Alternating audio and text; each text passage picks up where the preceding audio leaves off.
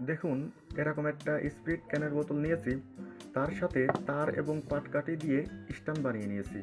আপনারা চাইলে সহজেই এভাবে একটা স্ট্যান্ড বানিয়ে নিতে পারেন।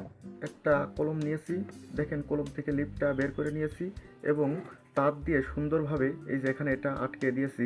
এটা আটকে দিয়েছি মূলত হচ্ছে গিয়ে এই যে ফ্যানের পাখাটা, এই যে এখানে ফ্যানের পাখাটা এখানে লাগাই নিয়েছি, এই যে ফ্যানের পাখাটা এখানে সেট করার জন্য এটা আটকাই নিয়েছি। এই যে একটা পলিথিন নিয়েছি এবং এই কলমটা, এই যে কলমের মাথায় এই পলিথিন সুন্দরভাবে দিয়ে একটা সুতো দিয়ে সেটাকে আমরা বেঁধে,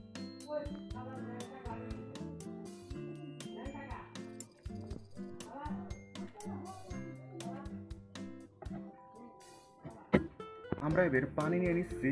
দেখেন এর ভিতরে সামান্য পানি, বেশি পানি না, অল্প একটু পানি নিয়ে নিলাম এর ভিতরে।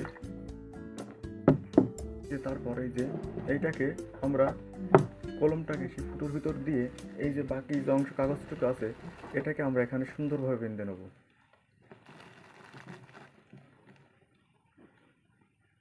এই যে বাঁধার জন্য আমরা এখানে গালাম নিয়ে নিয়েছি।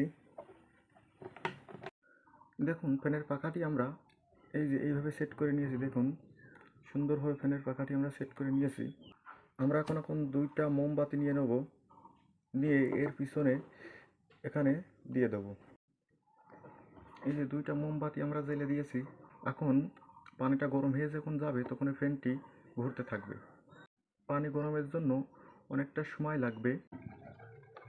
দেখুন ধোঁয়া বেরোনো শুরু হয়েছে।